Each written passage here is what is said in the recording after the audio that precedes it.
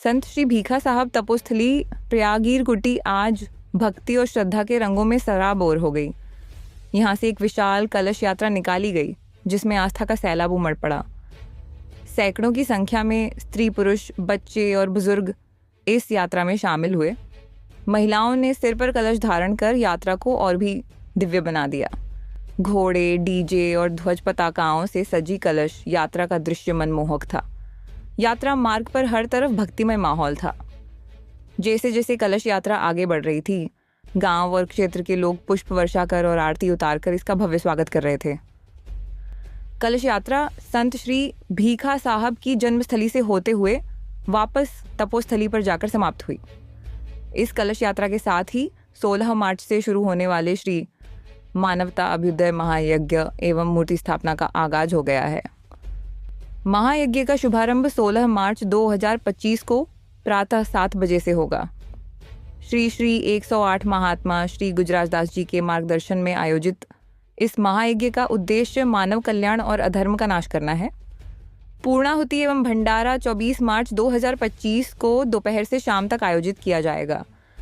प्रतिदिन सायं 7 बजे से रामकथा का भी आयोजन किया जाएगा। आयोजकों ने सभी श्रद्धालुओं से इस पुण्य अवसर में भाग लेने की अपील की है। परिचय बताएं अपना।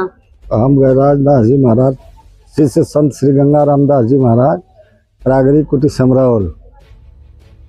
ये किस तरीके का जो है कि अभी आयोजन किया गया है, ये जो हो रही है, ये कितने दिवस की यज्ञ हो रही है आपके यहाँ?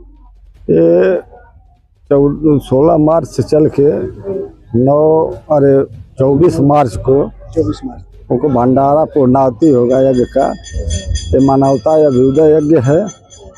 हमारे सदगुरु महाराज जी, उनका उद्देश्य था कि कुछ भी बनने से पहले आप मानव बनिए। इसलिए अब मानवता के नाम मानव कल्याण के लिए, सनातन धर्म के उत्थान के लिए, जन जन के कल्याण के लिए हम लोग ये अनुष्ठान प्रतिवर्ष इसी माह में लगभग कराते हैं। लगभग कितने लोग यहाँ पे जो है कि यज्ञ में शामिल होंगे और दूर दराज से कितने संत महात्मा यहाँ पे उपस्थित हो रहे हैं? यहाँ महात्मा बलिया से, चित्रकूट से, कानपुर से तमाम लोग जहाँ के लोग हमारे संपर्की हैं, ये लोग आते हैं महात्मा लोग। और यहाँ करीब प्रतिदिन 400 आदमी का डेली भोजन प्रसाद चलता है। हर चीज कथा चलती है, हवन पूजा चलता है।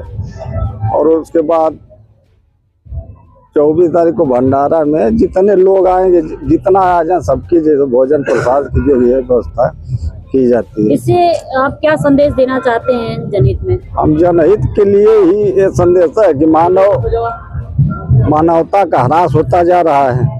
इसलिए हमारे सदगुरु महाराज जी कहे कि कुछ भी बनने से पहले आप मानव बनिए। आप मानव नहीं बनेंगे तो आप कुछ भी करके आप सुख शांति को प्राप्त नहीं कर सकते। तो इसलिए उन्होंने मानवता का संदेश दिए। उसी संदेश को लेकर हम लोग भी आगे बढ़ाने का कार्य करते हैं। आज की कलश यात्रा कहाँ से होकर कहाँ तक गुजरी है?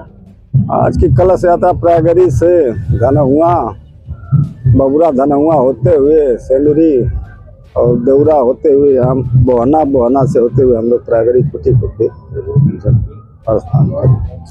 परिचय बताएं अपना। परिचय, मैं RS गौरीशंकर दास, पंचदेव मंदिर हथौटा। हमारे महात्मा जी गुरु भाई हैं। गुरु भाई के यज्ञ में हम आमंत्रित होकर के आए हैं और ये बाबा भीखा दास की जन्म स्थली है। लोग बताते हैं कि बाबा भीखा दास का जन्म स्थान यहाँ हुआ था और यहाँ से जो है कुछ दूरी पे 1-1.5 किलोमीटर की दूरी प्रयागरी वन है। उस प्रयागरी वन में उनकी तपोस्थली थी।